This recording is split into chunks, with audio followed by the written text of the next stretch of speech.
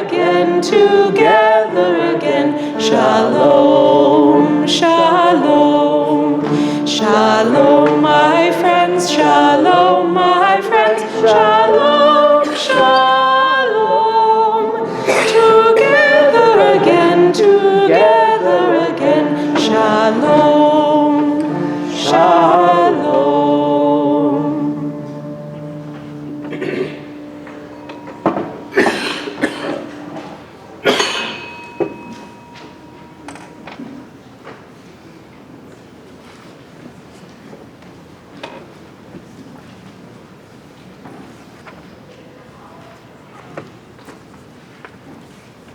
Breathe in this day, this space, this community. Whoever you are, wherever you were born, whatever language you speak, you are welcome here. Whomever you love, whatever your class background, whatever your range of abilities, you are welcome here. We're so glad that you chose Albany UU as your place of worship this morning. And we gather together for worship to slow down and listen to the callings of our hearts and our spirits. We come together for worship so that we can remind ourselves of our highest aspirations and to continue to transform ourselves into our best selves. So in the light of truth, with love as our guide and with hope for tomorrow, we gather to celebrate life and our service to the world.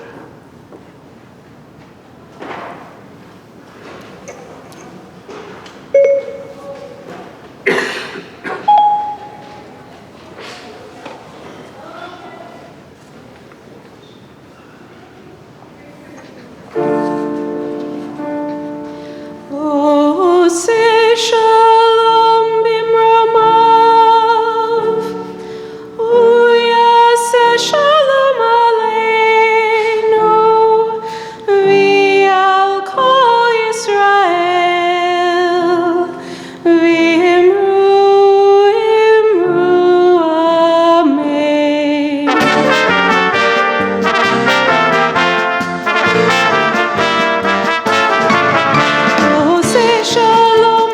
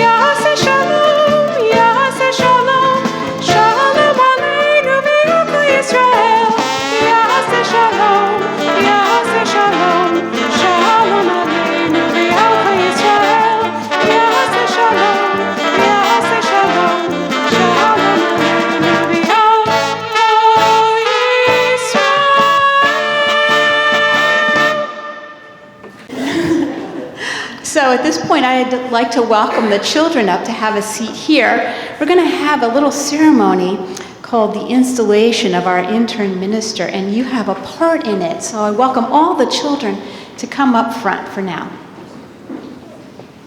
And there's a spot to sit right here. Awesome. And also, I would like to let everybody know that guests and visitors are welcome to either stay in the service or come to our Sunday school. We have different groups for different ages. If you don't know where to go, then after the installation and we get sung out of the space, we all go out the back and I will meet you in the hallway outside. All right, so here we go.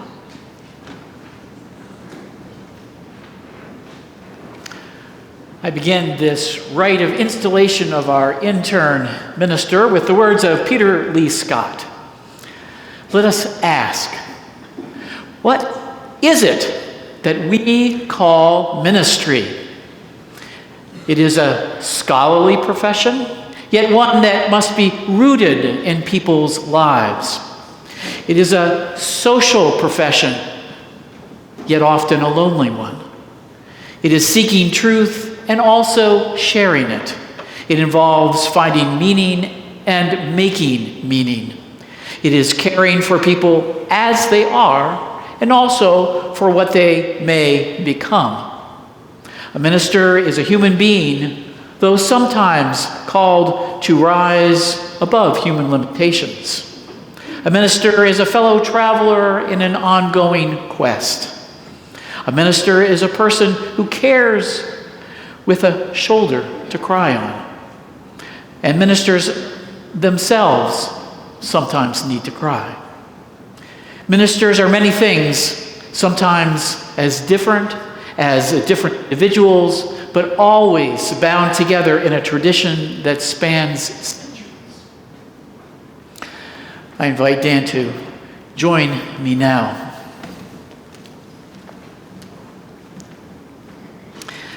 We have brought Dan into our midst to learn the practice of parish ministry and to stretch and grow with us. As we assume the mantle of a teaching congregation, it is up to each one of us to offer Dan support and compassion as he grows into the visionary minister he has been called to be. It is up to us to create a safe container where he can succeed and where he is free to create a ministry here with you. Now, Dan, I want you to know that ministry will stretch you in many directions you didn't know you could go. You will be asked, and more importantly, you may ask of yourself to do more than the labor of 2 or 3, and you'll have to be wise about setting the right limits and boundaries. You have learned many ministerial skills in seminary and your UU congregation in Dayton, Ohio, and in your life. Now it is the time to practice them, integrate them, find a balance between them and your personal life. Good luck. And we wish you well in the process. Actually, I'm here to help you succeed in this endeavor. My commitment to you this morning as we install you as our ministerial intern is to be available to you, to counsel you, to guide you, challenge you, encourage you, and care for you and about you every step of the way.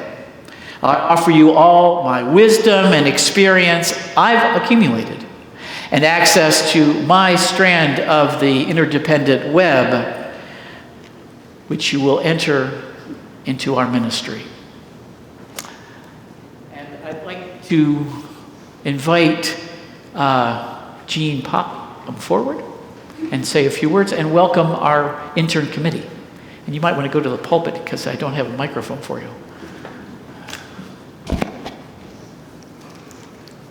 Dan, On behalf of your intern committee, we welcome you to the First Unitarian Universalist Society of Albany, or as it's known more familiarly, Albany UU. We are committed to your success and will strive to be a source of support, encouragement, and compassion. Yet we are also here to challenge you and help you to grow into your ministerial identity. You are embarking on a journey that will likely be filled with new experiences, frustrations, joys, laughter, and even sorrow. We promise to walk with you on this journey, ready to offer you our collective wisdom as you navigate the intricacies of ministry. At the same time, we will also benefit from the gifts that you bring and look forward to learning and growing with you. And now a modified version of a poem called For My New Teaching Parish Committee, and the author is known only as Irrevspeke. Here it is. We are artists, not evaluators. Though we will offer you tools and carefully crafted assessments, guidance, and feedback, do not be deceived. Your task here is not technical. We will provide you with guideposts, not guidelines. This is art, holy art.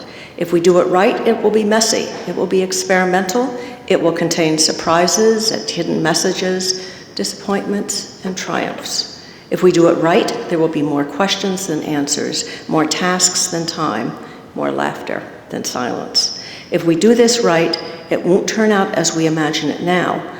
It will take on shape that can only emerge through the gathering of our gifts, one upon another, sums greater than parts. Our attention and appreciation, our building up and breaking down, our care for the process more than the product will coax that sacred energy that reminds us ours is a covenantal promise we make to one another over and over, each day anew.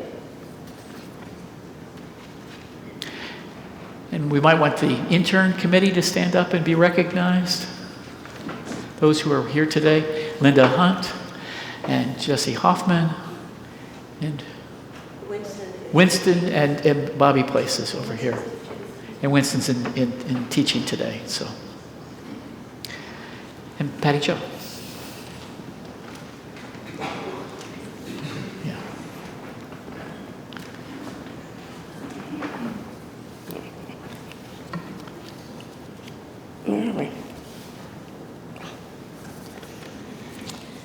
Dan, we, the First Unitarian Universalist Society of Albany, wish to install you as our intern minister. We would ask the following of you as you enter into this sacred trust. Walk with us in our joy and pain, in celebration and sorrow, when we are confused or in despair. Listen to our hopes and our fears. Help us to take care of our most precious gift, our children. Work with us to build a welcoming religious community here. Walk with us as we attempt to live out our UU principles and seek truth, build just communities, and care for one another. Open your heart to our hearts and be willing to share your talents and gifts.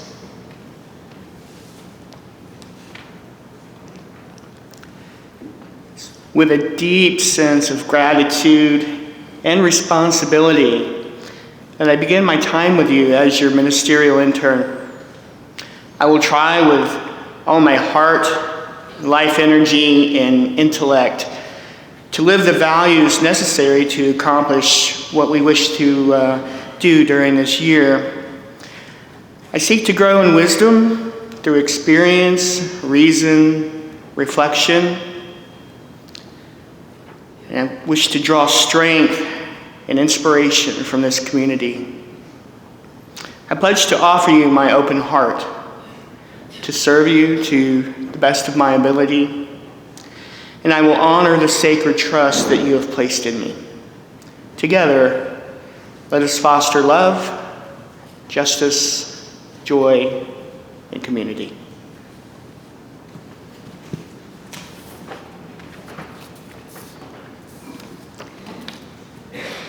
And will you, members and friends of the First Unitarian Universalist Society of Albany, install Dan Miyake as our intern minister, Do you pledge to give generously of your time, wisdom, and compassion? Promise to keep your hearts and minds open to the gifts that Dan brings to this congregation? And will you dare to fully engage in this internship with him? If so, please answer with an enthusiastic, "We will." We will. For our part, we pledge to walk with you during this portion of your journey toward ministry. We offer you the cooperation of our hearts and hands and our resolute goodwill. We celebrate your presence as our intern minister.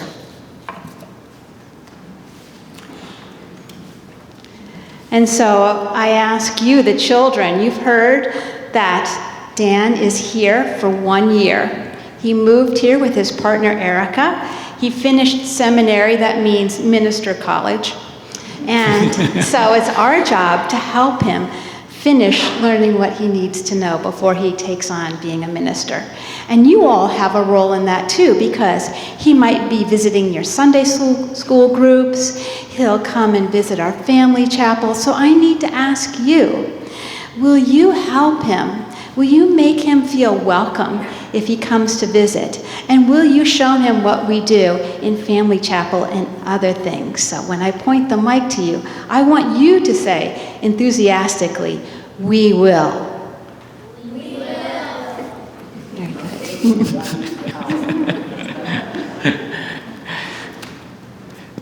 May we enter into this relationship with humility and compassion, openness and curiosity. May it be so.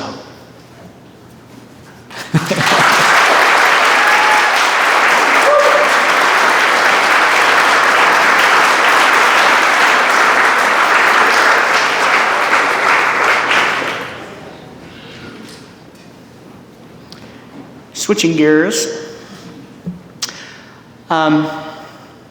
Joining us today is a member of this congregation, Michael Brownstein.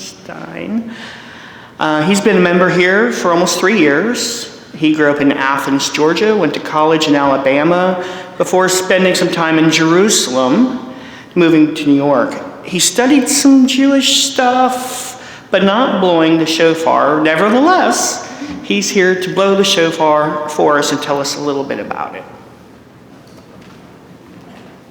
Morning.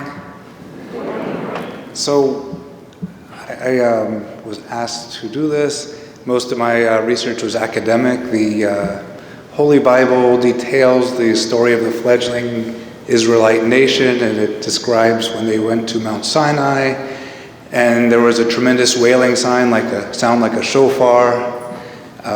It's hard for us who've had the internet in our pocket for 25 years to imagine what it used to be like. Even 1990, you had to have an encyclopedia to look things up. Sure, if you had a shofar, it didn't have a QR code 3,000 years ago. But the primitive instrument was what people had, and people had a communal knowledge and a communal existence. If you read in the book of Gideon, there was a battle with the neighboring tribes and an early form of military technology. They waited till the middle of the night when everyone was asleep. They put fire in clay pots and snuck into the enemy camp. And all at once, they broke the pots to create fires and blow shofars. And as the people arose out of sleep and panic, they killed them all. It's hard to imagine. Life was very different in the olden times. But every year, growing up in a very liberal Jewish community, we would hear the ram's horn on Rosh Hashanah, and we would go for the day for Yom Kippur. And I kind of knew Rosh Hashanah was when you're asked for forgiveness from God and your neighbors, and Yom Kippur is when your fate is written for the year. For a while, I was practicing Orthodox Judaism, and I found out those 3 days became more than a month, wherein you had the Sabbath where you couldn't use the phone or electricity, often combining with a 2-day Yom Tov, so you had basically an entire month where you couldn't do anything. And as much as I love getting up and going to prayers and then a long, comfortable meal with the family or friends, it kind of gets old. But the shofar would be blown repeatedly coming up as the chazan would practice. Then during the Rosh Hashanah service, he would hear it multiple times. And then Yom Kippur, the day of fasting, was ended. And then there were several other minor holidays, and the shofar was blown one last time to end the month. So that was 20 years ago. So I had to go research to refresh myself. And there's 3 main calls on the shofar: the tekiah, the call to prayer; shvarim, the call to teruah, the call to repentance; and shvarim, the call to war; and then tekiah gadol, the great tekiah. So this is the ram's horn. It's got no mouthpiece. I hope you'll bear with me. Tekiah, tekiah, tekiah, teruah,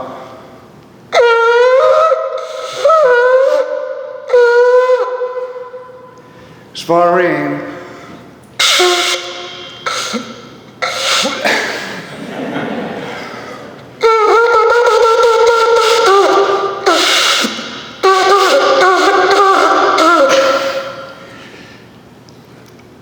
And they would go through that 3 times, and then it would end with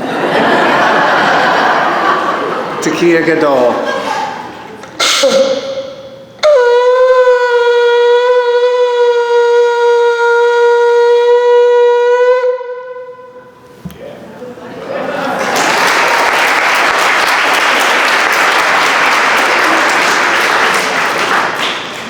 Thank you so much. And so, with all of those thoughts in our heads and feelings in our hearts, it's time for the children to go to their Sunday school groups. And if you could sing us out, please. Please join me in a moment of prayerful meditation. Spirit of community in which we share and find strength in common purpose. We turn our minds and our hearts toward one another, seeking to bring into our circle of care all who need our love and support, and all those who seek to share their joys and sorrows. We are single, separate people, yet we are linked into community by love and need and our search for truth. What touches one of us touches us all. We live by our shared concern, our gathered love. We are part of the web of life that makes us one with all humanity, one with all the universe. And we are grateful for these sacred connections that enable us to remember, to love, to care, and to celebrate. And as we move into our silent meditation, I invite you to reflect on these words by Robert Weston. There might have been other uses for this moment. There might have been other pleasures. There might have been rest. But there is something beyond all this which I must seek. And except I give it time and attention, it may never come to flower. It is a yearning for meaning, which the tongue has yet no words. It is a quest for holiness. It is a quest for self-forgiveness, for all the things wherein I have failed myself in failing others. The light I have ignored, the plea of the Spirit rejected, the meaning still to be found. Peace in a world of conflict, and still something more. It is something only sensed in moments of quiet and solitude, or in the shared meditations of others who seek with me. Perhaps it is myself, now so buried under the demands and pressures of the world that it may never be found unless I take time to listen for it and let it grow.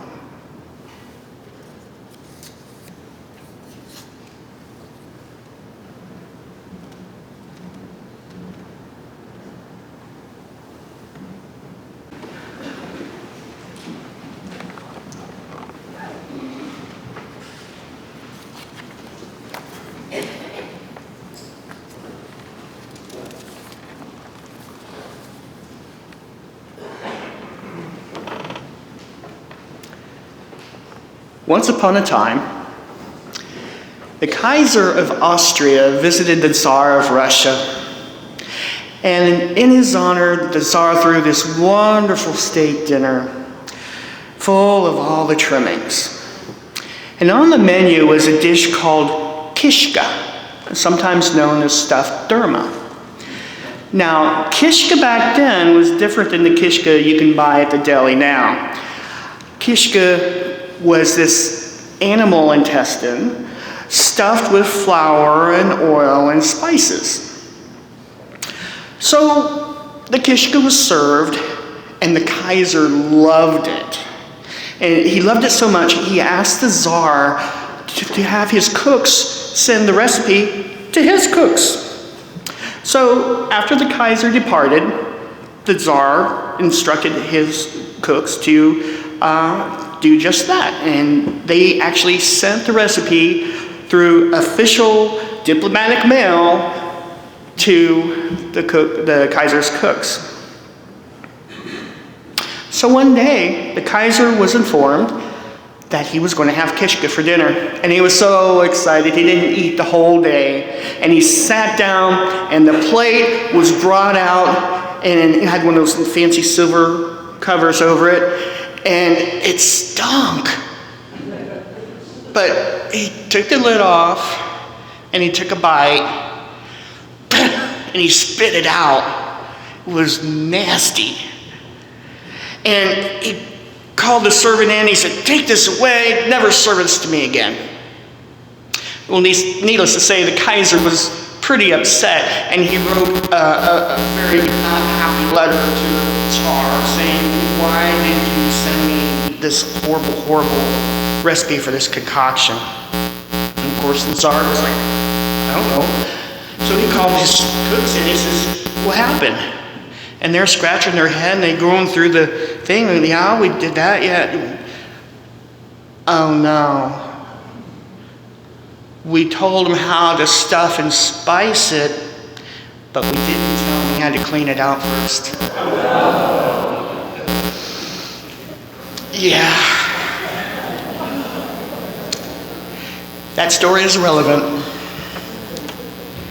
So this story is actually called Stuffed Durma. It's told by Rabbi Yossi Gordon. And it's actually, I think, a parable for the Jewish holiday of Rosh Hashanah.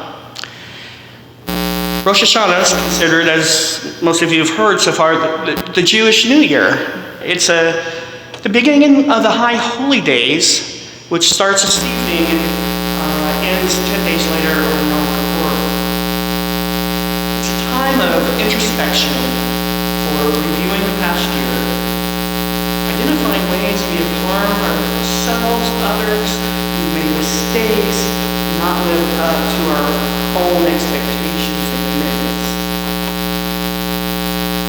It's a time to make amends, to improve our faults, and to return to right relationship with God, ourselves, and others. So what does the Stinky Kishke story have to do with Rosh Hashanah? Well, according to Rabbi Beth Zemsky, it has to do with the repentance, the turning, and the returning, which is the key to these holidays. She says, oftentimes we make firm resolutions for the future as we near the upcoming days of awe. However, resolutions are best when prefaced by an honest stock taking in order to correct any areas in our behavior that we need to fix. Otherwise, even with all the spices or good intentions in the world, we may end up remaining a stinking kishke. And who wants to do that? Not me. An honest taking of stock in order to correct any areas of behavior that need fixing. Like the Tsar's cooks, we often have the best intentions to make delicious kishke, right? But unless we truly examine ourselves, unless we do the deep work of cleaning our insides first, we will remain unchanged. We will remain the Stinky Kishke. It's so hard. It's so hard to look in the mirror of our souls and acknowledge our weaknesses, our failures, our mistakes. It's a lot easier to stay at the surface level. It's less painful. But Rabbi Zemsky stresses that the journey of transformation begins with the acknowledgement that we need to make the journey in the first place. The journey of transformation itself is spiritually necessary. So I think at the heart of Rosh Hashanah then is the concept of change, growth, and inward transformation. Change is hard. It takes real work and commitment, and it takes courage to face our shortcomings and get real with ourselves. And ultimately, it takes intentionality. Most of us, myself included, we value the idea of the necessity of change, but we don't really want to do it sometimes. We don't want to do that painful, challenging inner work that makes transformation possible. We stubbornly and hard-headedly hang on to our stinky kishke, even though we hate the smell. For example, about a year ago, I quit smoking. That really was stinky. I tried many times to quit before. Intellectually, I knew I had to. But I only half tried. Smoking was my stress reliever. It was calming. It was like an old friend I could count on. And my half attempts at making resolutions to stop failed miserably because I really didn't want to give it up. But a few months prior to quitting, I met my partner Erica. And our relationship blossomed very quickly, and I totally fell head over heels for her. She was the perfect woman for me, and I wanted nothing more than to grow old with her. Now, I consider myself to be a fairly intelligent person, so it occurred to me that if I continued to smoke, I would probably not have the opportunity to grow old. So that realization caused me to take a deeper look at myself and question why I actually needed to smoke. And after going into a pretty deep meditation one day, I was able to enter into this numinous space where I could connect with my spirit. My heart was open. I was at peace. And I gently looked at the mirror of my soul. And old war wounds and emotional baggage reflected back at me. Yes, this is the true reason why I found smoking so comforting. It helped me hang on to some deeply painful things that I was not yet ready to give up. It was not pleasant and it was not easy, but I chose to let some of that baggage go. It no longer served me. And my life with Erica was more important to me. So the result of that letting go left me without the burden of that baggage and I was able to quit cold turkey. So earlier this morning, we sang the hymn, Return Again. I think Rosh Hashanah asked us to return to the home of our soul, that numinous space where who we are at the core of our being. And this is where we will find our true, holy, divine selves, untouched, unsullied by our human imperfections, failures, bad choices, and mistakes. When we are in this holy place, we are better situated to be gentle with ourselves, embrace our human flaws, offer ourselves grace instead of beating ourselves up. Here is the home of self-acceptance, self-love, place for self-forgiveness and compassion. I believe that is where we can allow ourselves to be vulnerable so that we can truly take stock of what it is we need to change. Otherwise, like me with my smoking, we tend to live as if our good intentions are sufficient, and true growth and transformation never really occur. So I want to share another personal story about my own taking of stock. I think many of you might identify with it.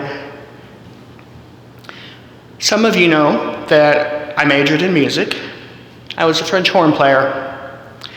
During my freshman year of college, I was home in Northern Virginia on break, and I was studying with Ted Thayer, principal horn of the National Symphony in D.C. And one day, during lesson, Ted received a frantic phone call from the personnel manager of the Georgetown Symphony. She told him that they were in desperate need of a substitute horn player for a concert the next day, and did he know anybody who could fill in at the last minute. Ted looked at me, asked if I was interested. Fear, anxiety, and an overwhelming excitement welled up in me. My first chance to play with a professional orchestra. I nodded, even as bile started to rise up in my throat, my stomach started doing flip-flops. And then he got off the phone and told me what was on the program. Stravinsky's Rite of Spring. That is not an easy piece. Self-doubt reared its ugly head, and I told Ted I wasn't sure I could do it after all. I couldn't sight read such a difficult piece on a concert, and I didn't want to embarrass myself. But Ted, being the gentle person he was, simply smiled and assured me I would do fine. So I drove from my home in Northern Virginia up to D.C. the next day for the concert. My mind was whirling. Here I was, a college freshman with little experience and average talent. What made me think I could play with the big dogs? With these thoughts running in my head, I took my place in the horn section, said a prayer, and resigned myself to fate. Then an amazing thing happened. I started playing. I didn't crack my first note. I was in tune. I held my own. As the piece progressed, I noticed nods of approval from the other members of the horn section. And I thought, hey, maybe I can do this. My confidence grew and I began to soar. Never before had I played so well. And I matched the other players note by note, never missing an entrance, never bobbling anything. I played so far over my head, so far over my ability, that it was like I was this other person. Who was this mystery person, and what did he do with me? So after I came down from my high, I thought about what had occurred. Who was I to think I was good enough to perform professionally? I was just lucky. I had a good day. I wasn't really that talented after all. I was nobody, just a student. I rationalized my future as I drove back to school weeks later. I was going to be a band director, not a performer. I couldn't compete in that world. I wasn't good enough. I was inadequate. And that's just how it was. And for many years afterward, I thought I knew my greatest fear, inadequacy. I was proud of that fact, and I smugly patted myself on the back for being so self-aware. That was a long time ago. It wasn't until recent years, and a lot of therapy, that I realized that my greatest fear was not inadequacy. When I had played with that orchestra, I caught a glimpse of what it was like to be brilliant, and it frightened me. When I finally allowed myself to be vulnerable and honest with myself, I realized that my greatest fear was to be brilliant, talented, powerful, successful. I was afraid to shine. Why? I didn't think I deserved it. I didn't love myself enough to think I was worthy of that dream. What I've learned since then is that the greatest barrier to my personal growth and transformation was fear. And like most people, I used to make resolutions that I would do this thing or that. I was going to lose weight. I was going to be more spontaneous and outgoing. I was going to get back into music again. I had many good intentions. But they all failed or fell short.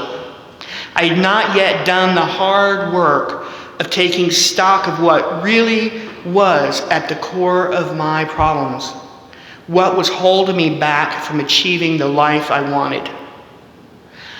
I did not realize yet that I had to clean out my Stinky Kishke, in my case, fear first. However, when I was finally able to do that inner work, I was able to love myself enough to let go of that fear and to begin to live into who I am meant to be. This then is what I would like to leave with you. Take some time over the next 10 days to reflect, to return to the home of your soul. Go deep if you dare. And with all the love you can muster for your imperfect and stinky self, allow yourself to be vulnerable, gently, compassionately, with no beating up. Take stock. Ask yourself, what is it that you need to let go of or change so that you can begin to transform yourself, your relationships with others? Can you reimagine your life unencumbered by your Stinky Kishke? May it be so. Rosh Hashanah Tova. Happy New Year.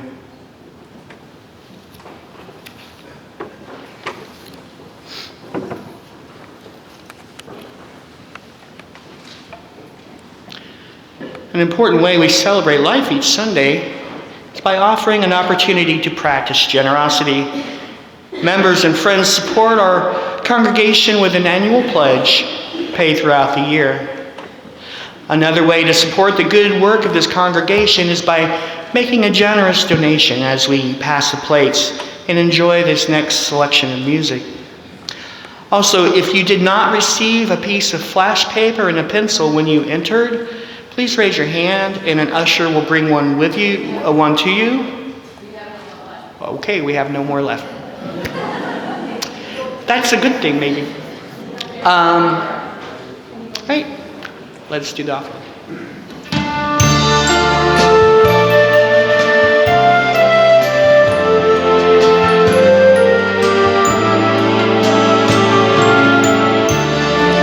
Shame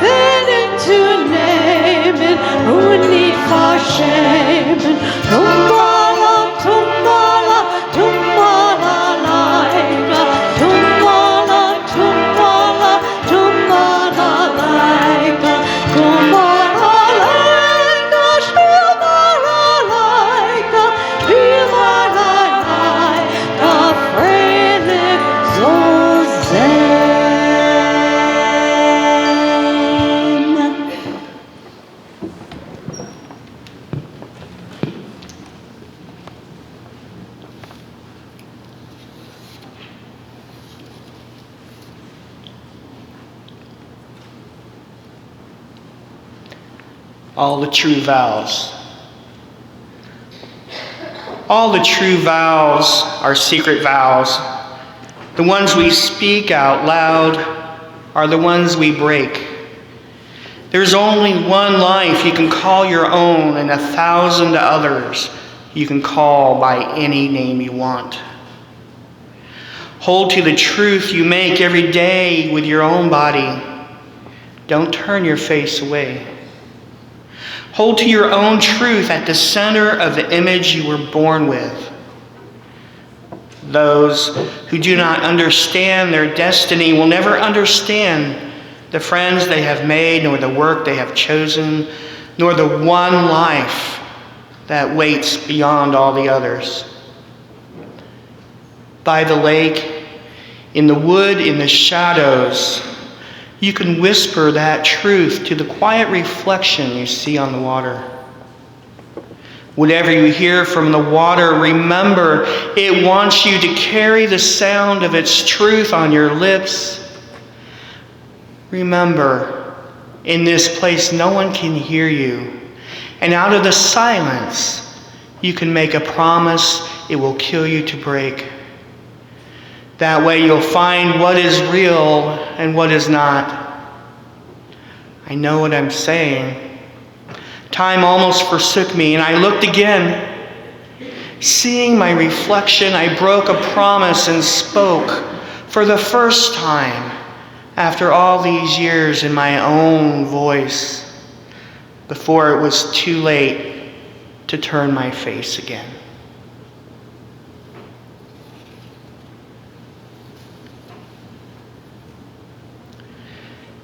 During these days of awe, as we do the work of returning to who we are in our core so that we can be transformed, we will probably identify some things that we'd very much like to put behind us from the old year. You've all been given pieces of flash paper and a pencil, and I'd like you to take just a moment to think about something, a burden that you would like to release, a guilt, a habit, a regret, a fear. Try to be honest with yourself. What is your kishke that needs to be cleaned out? And once you identify what that is that you want to release, put your intention into that piece of paper, write on it what it is. And when you're ready, you may come up to this flame and consign that paper into the purifying flames. Now, I want to caution you, if you've never used flash paper, it can be startling for some. You want to hold it to the side, and as soon as it catches flame, release it. It'll go very quickly and be gone.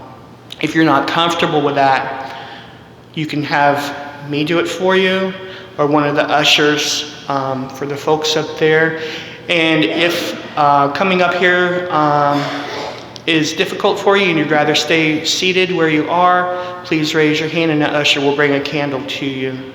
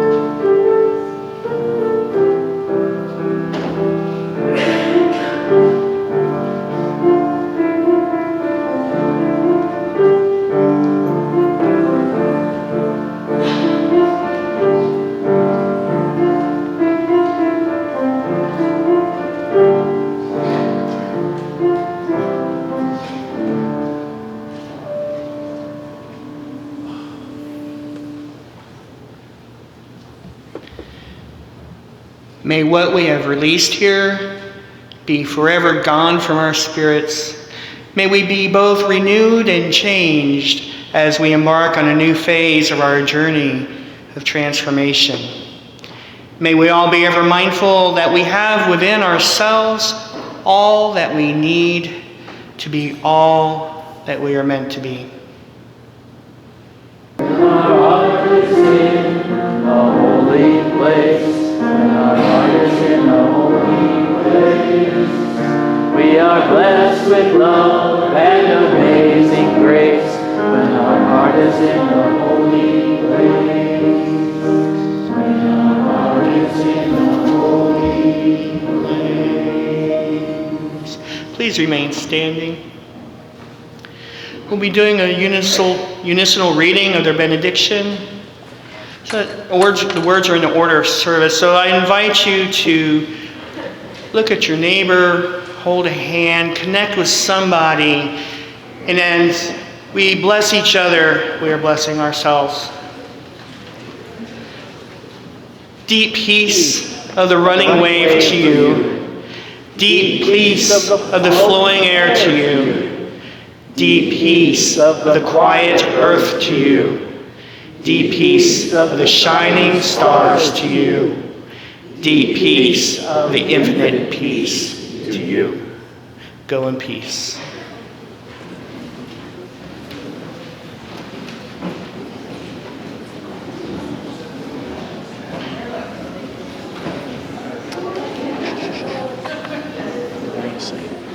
We do have a postlude for you, if you would like to have a seat. A little bit of more Jewish music for you.